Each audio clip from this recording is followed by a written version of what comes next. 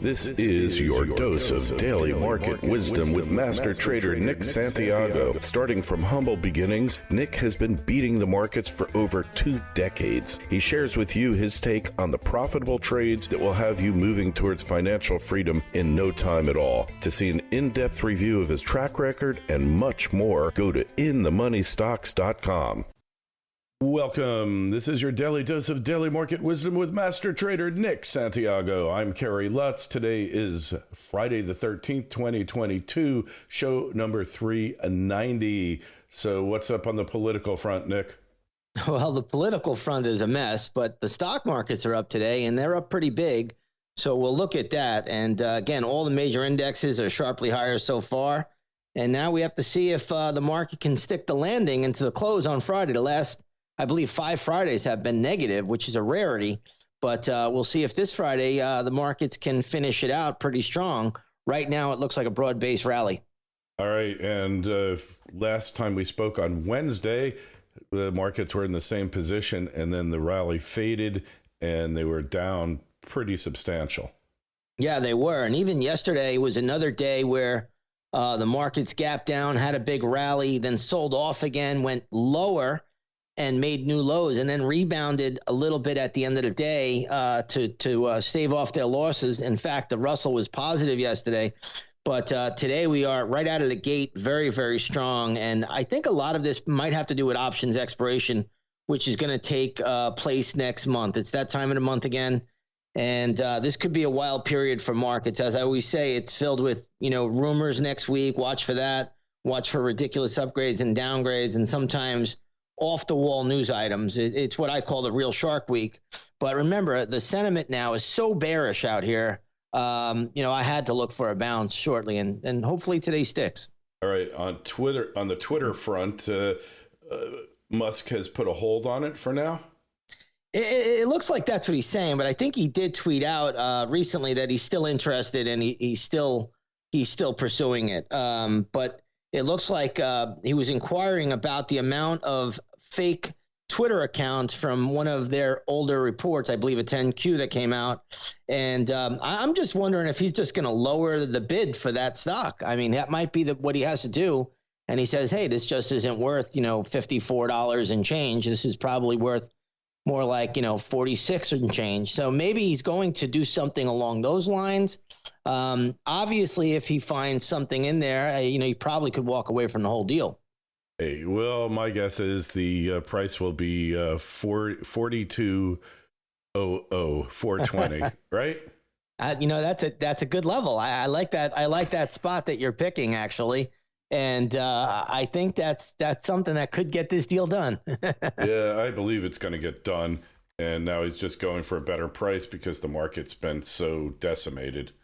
I think you're right. And I think that's smart on his behalf, because why pay up for something that, if in this kind of turbulent market where, just about every rally that we get fades shortly afterwards, and the instability that we have in this, not only this economy, the economies around the world and the geopolitical events that are surrounding us, I don't blame him. I'd go lower. Yeah. Hey, at this point, they almost have to sell to him anyway, right? They really do, in my opinion. But hey, you never know. There could be a lot of happy lefties out there that he's not getting in. Yeah, well, I wouldn't break out the champagne so quick if I were them. Hey, so we're looking at this war. What's the chart saying about the war here? Well, it's saying it's not going away anytime soon. So, right now we are starting to see gold move lower. And that's one of the things that I look at to really track war. So, but gold now is entering a big support level. So if you just recall, even the last, probably the last few weeks, I've been saying, gold futures probably got to go test that 1800. I think they'll go down to 1785. That'll be our bounce level there. And now we're getting there. So, when I look at gold, I always look at it and say, if gold can hang in there, that tells me this war isn't over anytime soon. NATO involvement is just unprecedented now. We don't really know what's coming out of there. I hear so much, wishy-washy stuff. I can't believe anything anymore. And again, we'll just have to wait and see. But, the funny thing about this war, Kerry, is that the Russian ruble has strengthened against the dollar immensely. So you remember when Biden put sanctions on Russia and they took them out of the SWIFT system, and all these countries and companies actually started to cancel Russia. The Russian ruble now is strong. It's at its strongest level, I believe, in you got to go all the way back to like 2020 to see it this strong. All right. Well, it's interesting to see what's going to happen. My gut feel is it's reaching an inflection point now where probably this thing's going to be over. That's just my guess. I think it's outlived its usefulness. Well, I hope so. I'd love to see this thing end tomorrow. I don't think it's very good for the world if it continues. And, if these other countries start to push to get into NATO, I mean, it's just getting to the point where enough is enough. I mean, you got to come to a truce somewhere around here and call it a day, because nobody wins in war. Yep. And I think the military contractors are happy. They get to sell a whole lot more equipment, and all these other packages go through. But I think that in the end, my theory is Wall Street runs the country and the world. Wall Street's losing money on it now. Wall Street needs it to be over. Well, I hope so, Kerry. I really hope that is the case. And, they'll still make money because they're going to have to rebuild Ukraine, right? The place is a disaster. So you're going to have to go in there, rebuild a lot of things. The war never sat right with me simply because they never took out the communications. Jill Biden could go in there, have tea and lunch like it's no big deal. They never shut down the airports. I just find a lot of discrepancies with that whole scenario. If I'm a general, and I know nothing about being a general, but if I'm a general or somebody looking to take out a country, that's the first thing I'm doing, shutting down that airspace, and I'm going to take out the communications. Yeah, well, obviously a lot has not gone right for the Russians. Supposedly they found plans that they thought they were going to be in Kiev in 2 or 3 days, put in their puppet regime, and that would be that. In war, like in life, never take anything for granted. Be careful of assumptions. Yeah, I mean, I don't know what the end goal was there. I guess we may never know it. But all I could say is just something a little bit fishy with that. And when the media switches from COVID to Ukraine, 6 months ago, Ukraine was the most corrupt money laundering country in the world. And all of a sudden now everybody's wearing blue and gold.